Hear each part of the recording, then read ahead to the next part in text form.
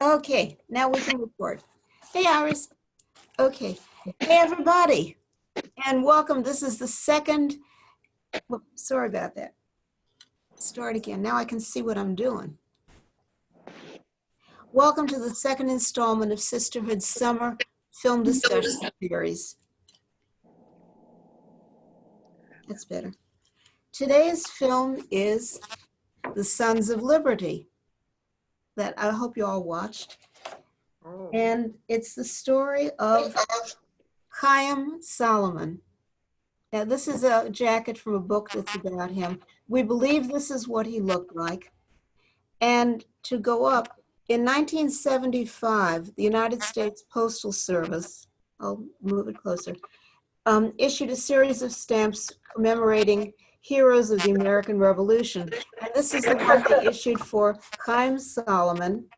And if you'll note, the postage was 10 cents. That was a lot of money then. Long way off, a long way off. Before we begin the actual discussion, I'd like to fill in some background in terms of the characters and events that were introduced in the film. And for the most part, considering some film biographies take a lot of liberties, for the most part, this film was historically very accurate. In September of 1776, Chaim Solomon joined the New York branch of the Sons of Liberty. As shown in the film, the British arrested Solomon for spying, but pardoned him in return for his agreeing to spend 18 months on board a British ship as a German interpreter for the Hessian mercenaries who were working for the British at the time. Yeah. And he translated from English into German. And while he was there, so it shouldn't be a total loss, he also used his position to help American prisoners escape and to try to convince the Hessians to desert. What was the Sons of Liberty? It was a secret society founded in Boston in 1765 by Samuel Adams. It was founded in response to the Stamp Act, which was passed by the British Parliament to tax the colonists in order to pay for the British troops who were stationed in North America. Branches of the Sons of Liberty were established in other cities, and soon a network of correspondence was set up between the branches to share vital information. Think of Paul Revere's Ride. Their motto was no taxation without representation. And they made their point by burning down tax offices and tarring and feathering local tax collectors, which you can understand made it hard to get people who were willing to become tax collectors. They disbanded in 1776 when the Stamp Act was officially repealed by Parliament. The Sons of Liberty, because they were set up in cities all over the colonies, became the basis for the Committees of Correspondence, Importation, and Safety, which was actually a shadow government formed by the local patriots. And by 1774, these committees were legalized by the Continental Congress, and the Continental Congress actually took over running these committees. So that's who the Sons of Liberty were. One moment. Okay, let's get back to Chaim Solomon. As shown in the film, Solomon was arrested again in 1778 and sentenced to death. He escaped.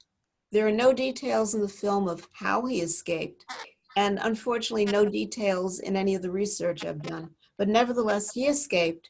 He moved with his family to Philadelphia, which at that point was the revolutionary capital of the 13 colonies.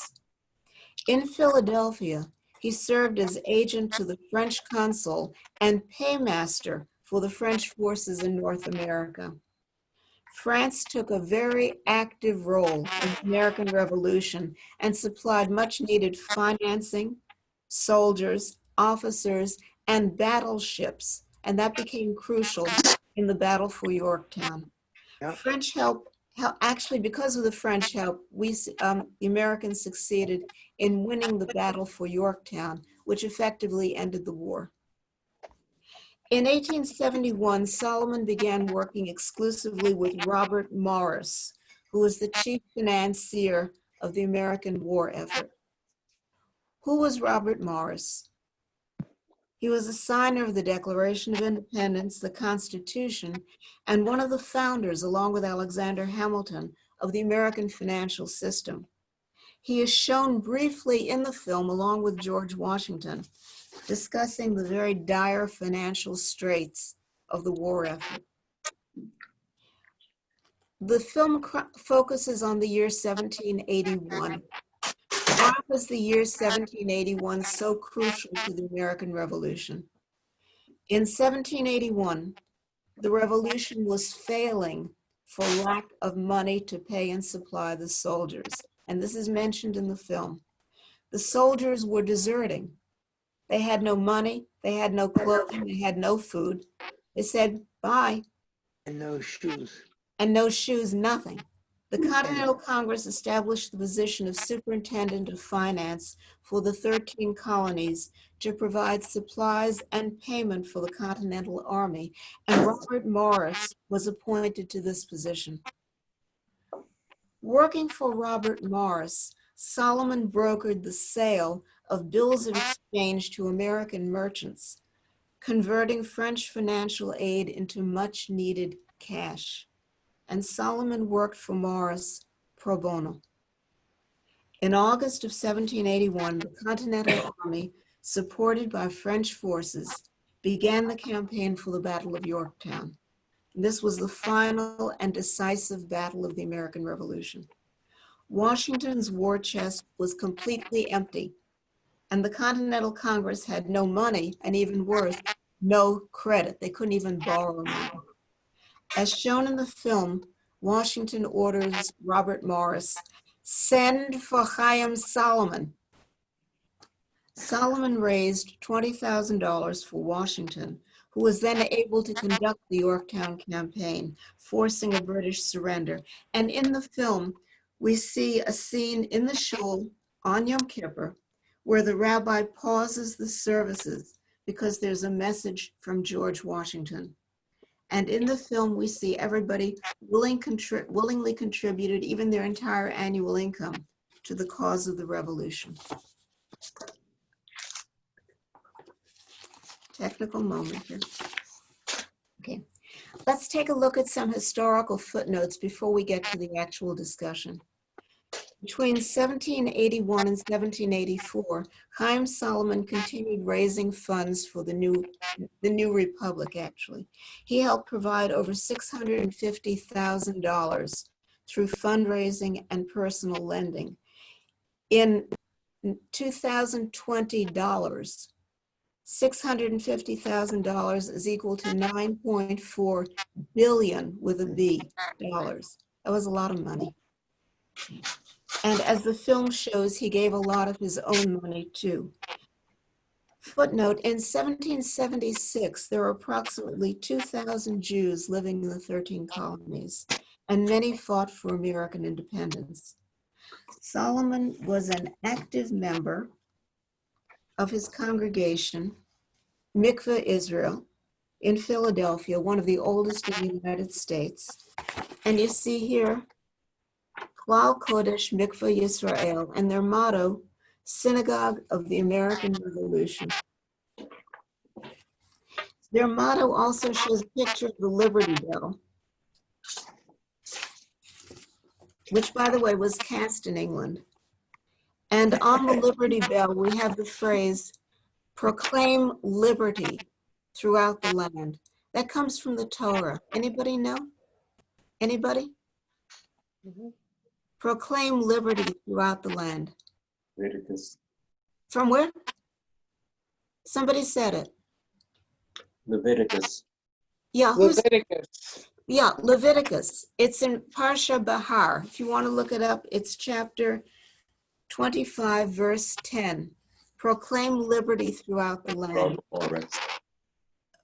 Yes. However, they weren't talking about this liberty. What were they talking about? In Leviticus, what were they, when they said proclaim liberty, What were they talking about? Some Americans. No. I'm sorry? They were talking about debts will be forgiven in the Jubilee year, the 50th year. All debts will be forgiven, and all land will revert back to the original tribal owners. So when they said liberty, that's what they meant. For the revolution, they meant something different. Okay. In the film, Solomon is shown to be an observant Jew. He refuses to open the envelope that had the message from George Washington when they were in Shul on Yom Kippur. And he refuses to sign a note for much needed funds for himself because his employee brought the note on Shabbos. And he specifically says we have to wait till Monday. Can't do it. Okay, let's get to the film. The Sons of Liberty won an Academy Award for Best Short Subject. Now, Fred Einstein, last week, you asked a very good question. If so many of the major studios were at the time anyhow Jewish owned, why didn't they do more films about Jews? Because they did The House of Rothschild and all that. Well, this film won an Academy Award for Best Short Subject. In those years, short subjects, and these were very common when movies had double features, Still can't hear her. cartoons, newsreels, everything else. Sophia. They included B-list directors and B-list actors, people we never heard of and will never hear from again.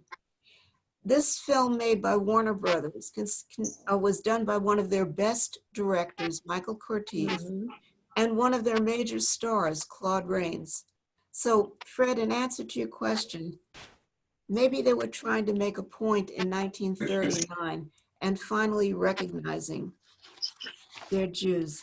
Questions about the film. I'll start with the easy question, then we'll get into the serious discussion. Chaim Solomon was a financier. This is basically a film about people raising money and writing checks and selling stocks.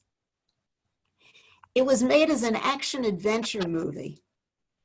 How did Michael Curtiz manage to make all this exciting? What did he do? Unless everybody's excited by financial transactions, in which case it wouldn't matter. Anybody notice the use of the narrator and the music? The music, yeah. What about it? Patriotic. Very patriotic, very exciting. The scene where they're being chased by British troops Right. because they have all the money in the carriage. You notice it was very exciting music. And you notice that the narrator also came in to make it sound exciting. That's basically what they did because it's not a really action-adventure type topic, but that's what they did. Okay, let's get to the serious questions. What were the attitudes toward Jews in general in 1939? Don't forget, this film was made in 1939. What was happening in the world in 1939? War was about to. Well, I'm sorry, I have to There was speak. a lot of The war was anti-Semitism in about America. Say again? What, I didn't hear what you said. There was a lot of anti-Semitism in America in the late 1930s. In the There was a 30s, lot of anti-Semitism in the from 30s. 33 on, on, and even before that, in the 20s, even and the turn before. of the century with big immigration. Closed immigration. Yeah. So what was going on in the world? Aside from the United They were States, I'm going to limiting get to the United Hitler. States. In the world in general, what was happening in 1939 in Europe? Was the Getting outbreak ready for war. Actually, in September, the war had started, the phony war. Not the Hitler, Beginning of the phony war. invasion. They invaded Poland in before the phony, 1939, yeah. September before they 1st. voted. September the 1st, phony war. 1939, Hitler invaded Poland. That's right. Hitler, throughout the late 1930s, Hitler was on the move in Europe, and he seemed to be totally unstoppable, totally unstoppable. And many governments and private citizens liked the idea of Hitler coming to power and taking over. Why? Get rid of the Jews. get rid of, well, basically before that, yes, that. A lot of people thought that was not a bad idea. That's right. We obviously didn't, but there are a lot of people in the world who thought he had the right idea. Still are. And Always also, will be. many governments supported him. They said Hitler is stopping communism because that was the big fear, especially among governments then. Russia was consolidating, and Hitler is going to stop communism. So therefore, we have to back Hitler. We can't oppose him. He's stopping communism. And they said that up until the minute Hitler signed a pact with Stalin. And then they stopped saying that. Okay. Now, does anybody have anything to add to that before we go on? Okay. What was happening in the United States in 1930? Quotas was being reduced. The immigration quotas were being reduced. The immigration quota Were for being everybody, reduced for Norwegians and Jews, Swedes, for the Jews. For Europeans and Asiatics. Eastern Europeans and Asians. And there was in this country, there was a tremendous anti-Asian sentiment going Yes. back to the 1880s and 1890s.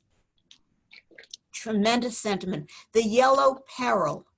Mhm. That, oh my God, all these yellow-skinned people are coming into this country. And that's why when Congress passed a law putting all Japanese Americans into camps, and one man actually took it all the way to the Supreme Court, arguing that it's a violation of his constitutional rights. The liberal justices on the Supreme Court voted against him. They said, no, the government has the right to do this. Excuse me. Not one American Japanese was ever found guilty of treason or aiding the enemy, not one. And yet we didn't imprison Italian Americans, we didn't imprison German Americans. Even German POWs in the United States got weekend passes to stay with American families. But the Japanese, because of the yellow peril, and they wanted to keep out Jews. And because of Pearl Harbor. Because of Pearl Harbor, yeah. But that was But also, the Germans and the Italians, we knew what the Germans were doing to American POWs during the war. We knew. And still, we gave German POWs free passes. They were treated well, well-fed, everything. We knew what they were doing to Americans, but still got to be nice to them. So that's what they did. Okay, what was going on politically in the United States in 1939?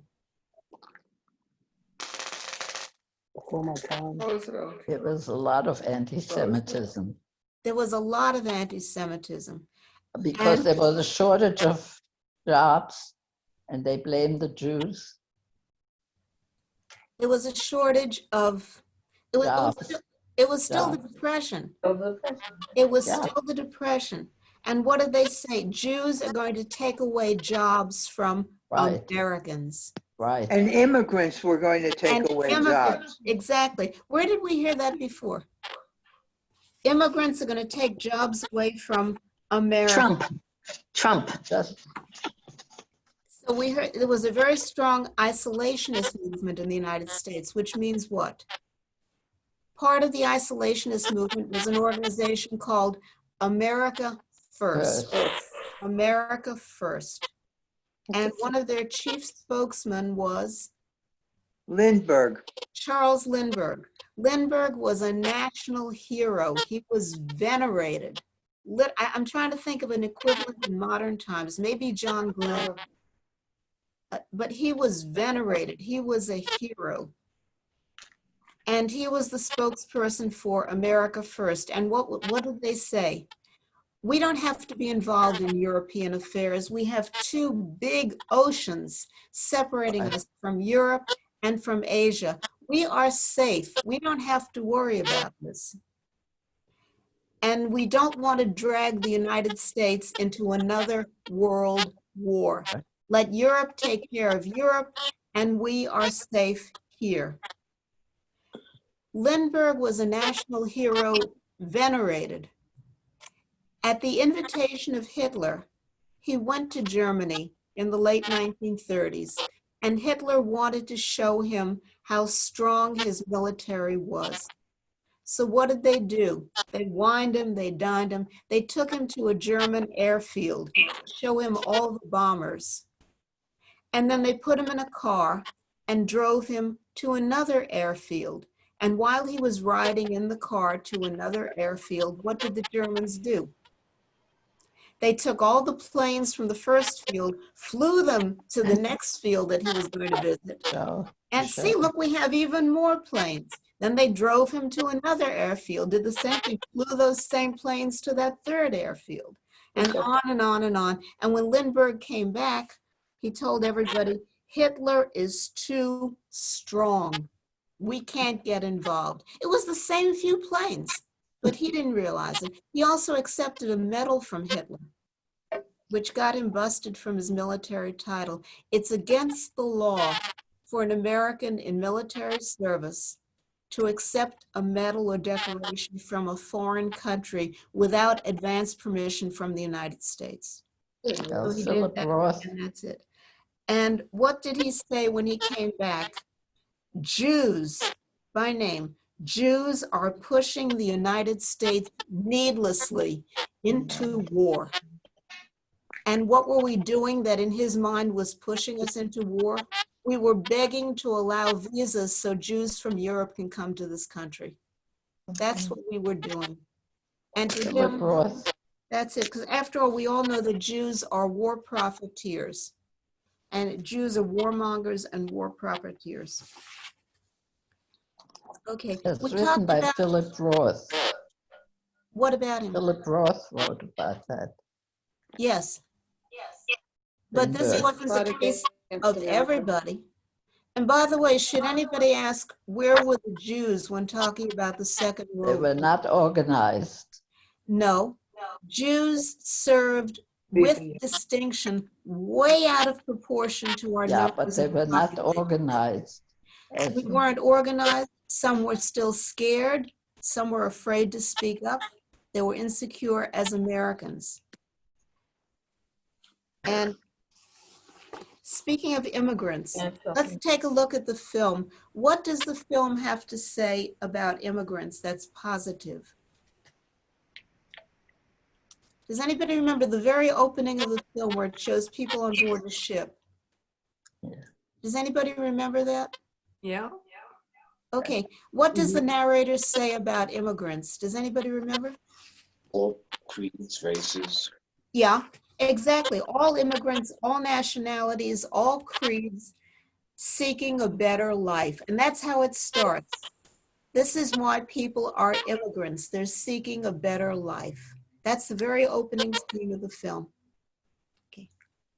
Now, going back a little further, at the first meeting of the Sons of Liberty, you remember Solomon was asked, why did you come to America?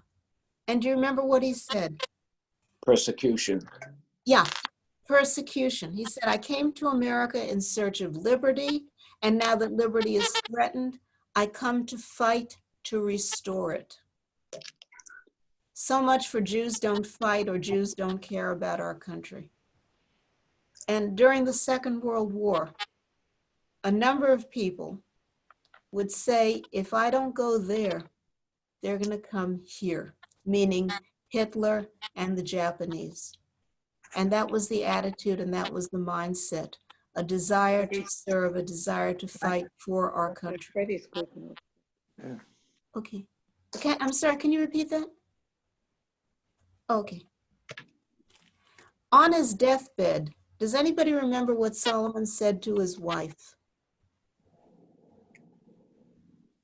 He quoted the Constitution. Okay. Yeah, Liberty throughout the land. yeah, exactly. We don't know if that's factual or not, but yeah, that's what he did. And he tells his wife, I leave you with a sacred trust.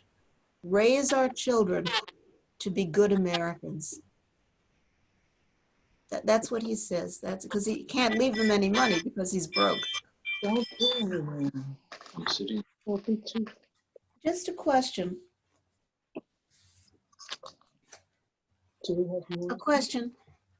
Given that there was still a tremendous amount of anti-Semitism in this country then, and I'm not going to finish the sentence, do you think this film changed anybody's attitudes? No. Then or now? Pardon me? Then or now? Then. Well, it was made in 1939. People who saw it then. No, they had preconceived hatred of Jews, and this wasn't going to change their minds. And I think they looked at it as another Jew with money instead of appreciating it. They looked at him as somebody with money, not as somebody who was a patriotic American, but here's another Jew with money. Rears its ugly head. Yeah, yeah, very possibly. Does anybody have anything else to say on the subject? Can you say that again? He said nothing's changed. Elliot saw it. Oh, no, nothing has changed. Unfortunately, nothing has changed. Does Except that Chaim we're stronger now. With the state of Israel, we're stronger. or maybe with our Not political so clout, much. we're stronger. Or Yeah. And with are we stronger, or do we just feel stronger? We just feel definitely strong. feel stronger We with feel stronger. the current of the state of Israel. We feel stronger. What about as Americans? Do we feel stronger? Well, No. we have an alternative now. We have a But in homeland. 1939, a lot of Americans did not feel secure in this country as Americans. Same here now. You think so? Yeah. Anybody else have any comments on that? Elliot, That's why there's so many, that's why there are protests. That's why people are out in the streets and we want to get rid of Trump. That's why. Anti-Semitism? No, No, not anti-Semitism, but In terms as of an American. in terms of anti-Semitism, a lot of Jews, especially first generation or new immigrants in 1939, did not feel very secure in this country as Americans. Mhm. Do you think we now, as Jews, No, feel more secure as Americans? maybe a little. Maybe a little. A lot since the establishment of the there state. were- I don't Toby, think it has anything to do with Israel. Eva? I think since the establishment of the state of Israel, there's an uptick of confidence. Not great, but certainly an uptick. Right, just an Greater optic. confidence. Renee? I feel that we are in danger. We're in the same danger, and the forces allied against us are more vocal and more well-financed and more widespread across the country. I agree. Maybe we need another movie. Yes. Won't help. Was Chaim Solomon portrayed as too saintly? No. I would say not saintly enough for all that he did for the revolution for our country. I'm amazed that more things aren't named after him. Well, actually, as long as you brought that, funny you mentioned that. There's a statue in Chicago. Really? Yeah, it shows George Washington in the middle, Oh, hold on. Robert Morris, and Chaim Solomon. That's Well, in there are Chicago. also some buildings named smaller. for him, but not enough. I Well, mean, And there- then they're trying to tear that one down. I was just going to say that. Oh, my God. Well, actually, there's a monument in Philadelphia, near the shul, near Mikveh Israel, to him, and I think there's some streets named for him, and everything. The funny thing is, I learned about Chaim Solomon in junior high school. We had a small paperback history textbook. It wasn't small; it was very thick, and they mentioned Chaim Solomon briefly, very briefly, as a financier of the revolution. But I spoke with my cousins in Virginia who never heard of him. Did any of you learn about him in school? Yeshiva. Yes, In yeshiva? What about in public? Those of you who went to public school, public school in New York City. in New No. York City? Yeah. Yeah, but outside of New York City, maybe the Chicago. No, nobody, they never heard of him. A lot of people didn't. Hello. They should show this a little more often. Let's get into the nitty gritty for a while. Does anybody else have anything to say about Chaim Solomon as shown in the film? Okay, let's take it one step further. Those of you who saw the house, I'm sorry, but I didn't hear that. I think it's just somebody moving something. Oh, okay. Those of you who saw the House of Rothschild, Yes. how would you compare the characters of Chaim Solomon in this film to Meyer and Nathan Rothschild in the other film? He was a much kinder, gentler individual.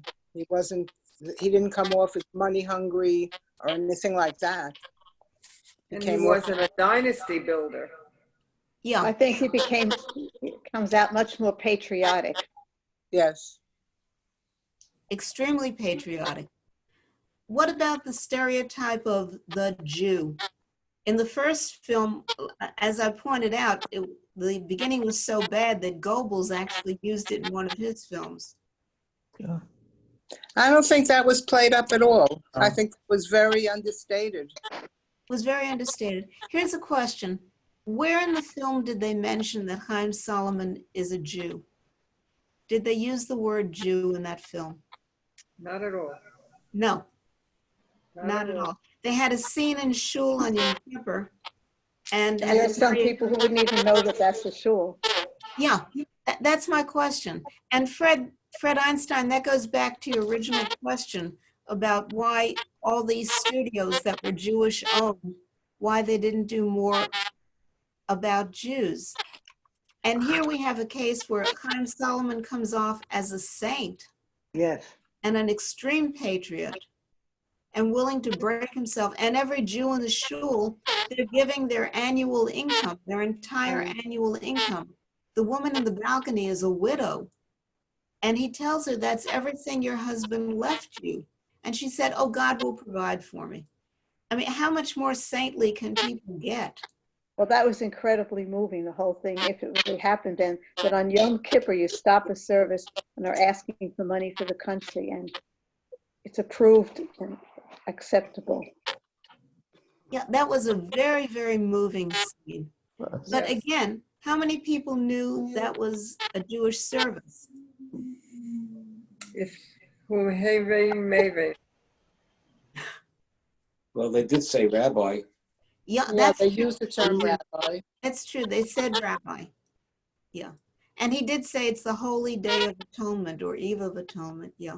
And disrupting a service, I mean, they use that term also. That's I think most people would recognize it, maybe not in 39 that they would recognize it as a temple, but today people would. yeah, today they would. But Middle America wouldn't know about it. In 1939, They would know it wasn't a church. 1939, church. there were shuls all across America. They were small. But every time a peddler established a building, a Jewish community was formed. In fact, now, What's that? What is Sounds that? like somebody's watching the film. Yeah, sounds like the service. Sounds like the service. Oh. Okay, but that's basically it. How many people would have known or would know what we do in a synagogue? We've had a lot of problems because of what some people thought we did in a synagogue, but that's what we did. But those are the two characters. no, Sorry, Rabbi, but this is very urgent. Is it of greater urgency than our holy service? Forgive me, Rabbi, but this gentleman brings a message from General Washington. Who's playing the film? Yes, Rabbi. Somebody's playing the film. Well, they're showing you the part that we're talking about. Washington must be heeded. God will forgive us. It doesn't mention Jewish, though. No. Well, It says rabbi. rabbi. It does say rabbi. Yeah. But again, people would have to know. Now think back to 1939. For his ragged army. He has asked That us dep- to raise the $400,000. They could turn that off. Oh, please shut the film. Even beyond your means. Please shut the film. It isn't charity, I ask. It's an offering to the cause of liberty. Who's got it on? That's above all others. Because centuries of bitter persecution have taught us the value of liberty. I guess we're going to listen to part of the film. We want to continue living as free men. in a No, free that's land. not right. Please shut the film. Please shut the film. Then we must give. Please end the film. These are Thank you. people living. Oh. I Well, anyway, that was the can film. raise Okay. Does anybody have any additional comments? Toby, Yeah, it's Nathan. Toby. Can I say something? Who is that, Nady? Yes. Oh, hi, Nady. Yeah. We did a little bit of research, and the cause of Chaim Solomon's death was tuberculosis. Yes. When he went back to Europe, that's when he got it, and he came back with it. Oh, thank you, Nady. No, because they didn't, in the film, they made no mention of the fact that he traveled to Europe. No. They Yes, they they did. made us known in 19. He ended up in Thank Poland you. where he was born. Yes, he Yeah. went back. He For a went short back to while. Poland. To Portugal, to Germany, to Poland. Yeah. Right. Thank you. Thank you very much, Nady. And also, I think he was Sephardic. Yes, he was. They said that. Yeah. Yeah, he was definitely Sephardic because they mentioned his family went from Spain to To Portugal. Yeah, Portugal right. Yeah, and then to Poland. exactly. Yeah, To Poland. most of the Jews in the United States at that point were Sephardic Jews. Yeah. Most of them. And because the population was so small, 2,000 spread over the 13 colonies, I think New York City at that point had only 100 Jews. That's families, 100, that was it. And one of the biggest concerns among the Jews then in colonial America was they wanted their children to marry Jewish. That was one of the major concerns. And it just, Few of them Still did. is. I'm It sorry? still is today. It's still today. But then especially the population was so small. Yep. So what they did is, because most of them came from either England or Germany or Holland at the time, they sent back for brides or they sent for grooms, whatever, the mail order brides, so to speak. And that's basically what they did. And some married Jewish, some did not. There was Most did some- not. I'm sorry? I feel most did not. There was some very Names prominent, disappear. yeah, there was some very prominent Jewish American families in colonial America who, the name is still there, but the families are no longer Jewish. Correct. And this, So what you're saying is the No. shtetl Jews stayed in Eastern Europe? Is that what Yep. you're saying? in the colonial period, a number of the Eastern Europeans had not yet come to North America. In the colonial period, the the big German Jewish migration came in, Fred, what, the 1820s? 1848. 840s. Yeah. 1840s. And Yeah. that was when the big, Eastern Europe did came much later. much later. Yeah. But the German Jewish population came in the 1840s. Yeah. And a number of them were prominent in the They Civil War. established the Reformed synagogues. They established They reform. established the Reformed synagogues. But also before they did that, when they came, the synagogues that existed were Western Sephardic, and they followed the Western Sephardic tradition. And when the German Jews started their own synagogues, again in the 1840s, 1850s, whatever, they liked the Western Sephardic nusach, melodies. They're very operatic melodies. They liked them so much that they brought them into their own synagogues. So instead of using the German nusach, they were using the Western Sephardi one, because that's the one they happen to like. The bulk of Eastern Europeans came much later. 1880s, 1890s, 1900s. 1930. Yeah. Yeah, and the bulk. And it was interesting because by then, the original Western Sephardim were very acculturated. They were Jewish on the inside, Americans on the outside. The German Jews were also more acculturated. And when the Eastern Europeans came at the turn of the last century, everybody was frankly horrified. They looked different. They spoke Yiddish. Well, they came from the pogroms. Pardon They me? came from the pogroms. From the pogrom. Yeah. And also because in the case of my maternal grandparents, whom you see up here, in their case, they came because they realized there was absolutely no life for them in Europe. They came in 1903, and they realized, I have no future here. So they came here, and Kanahara, they did quite well. They raised 7 children. They became very successful in business, in wholesale produce. And the First World War interrupted the migration. It did, So and then we passed very. at the end, there was another influx, and then they stopped immigration in 1924. They passed very strict laws. 1924. Yeah, especially limiting Jews from Eastern Europe and Italians from Southern Europe. Those were the 2 groups that were expressly excluded. So what did the Jews who were already here do? Especially after the Russian Revolution, they realized Jews had to get out. So what did they do?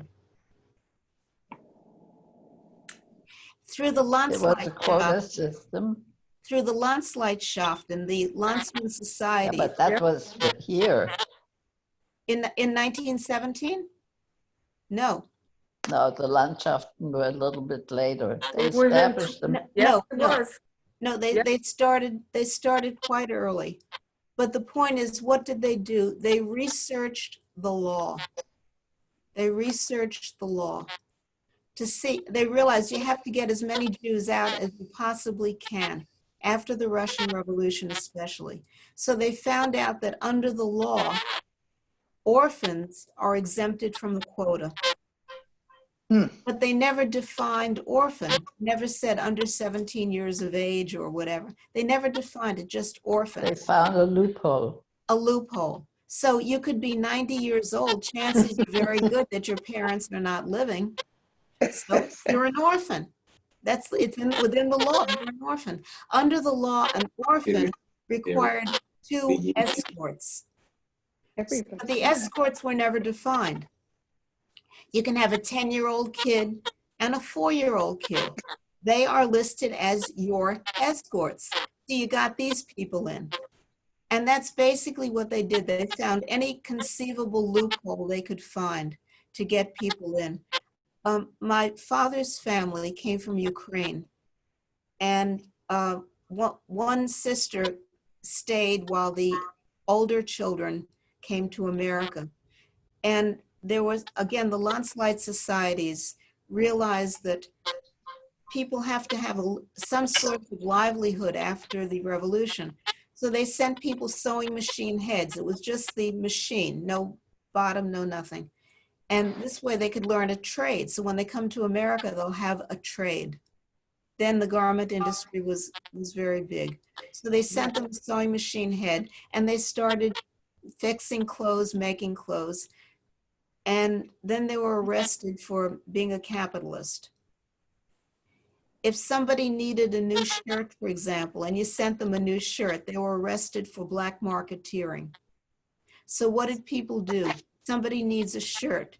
You wash it, you wrinkle it to the point of no return. Don't iron it. tear something that can be easily fixed, like tear off a button or tear a seam, dirty it up with soot or whatever, and send it. Then it's not a new shirt. Then they're safe, assuming it got there in the first place. These are things people had to do, and these are things that people did. And this was in 1917. Very simple. We always banded together for the common good. That's something we always did. Does anybody have any other comments to make? Okay, I want to tell you about the next film. The next film is Ivanhoe. The one made in 1952, because there were some that were made afterwards. This is the one that was made in 1952. And it's an incredibly accurate picture of Jewish life at the time of the Third Crusade.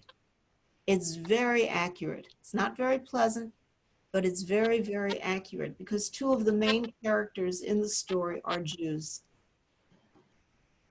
So we're going to view that. Now, the only thing is, it's not free.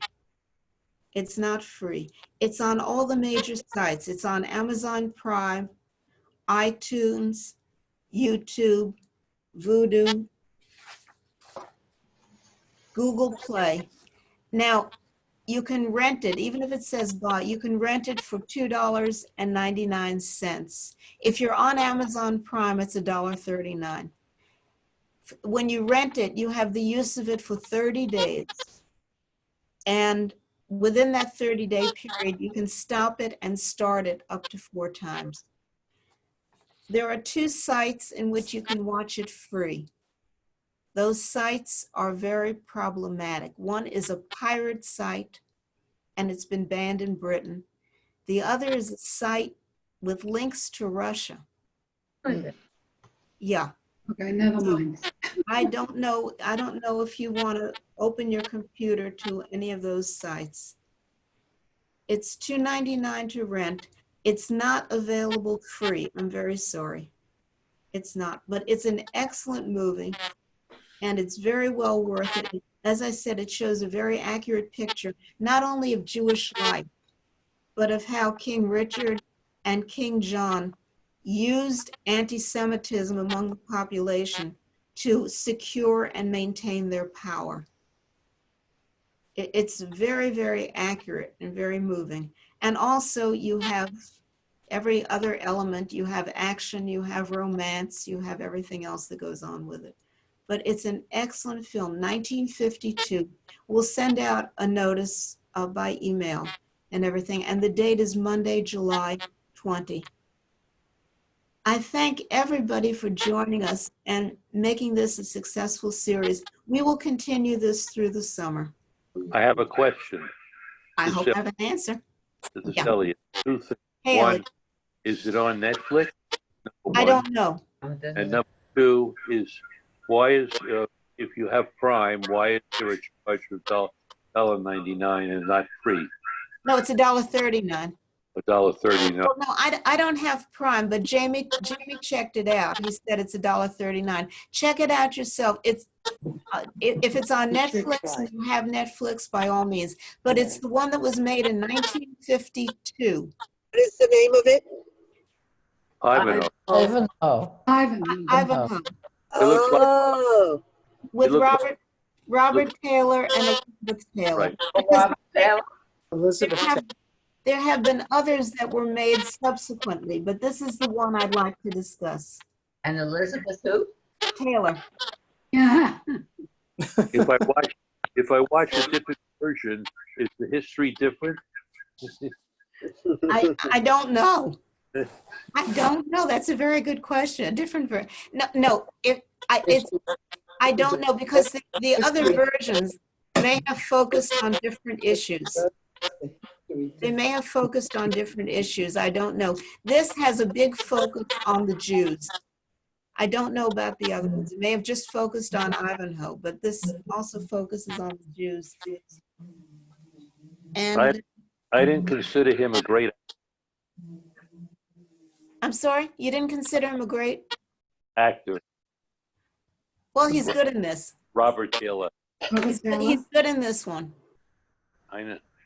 Thank you, Toby, for doing a great job. Yes, thank you. Thanks, Toby. Thank you very much, Toby. Thank you for participating and coming and making this so interesting. And Our thank you for pleasure. adding. And first of all, I'll see you all on the 20th.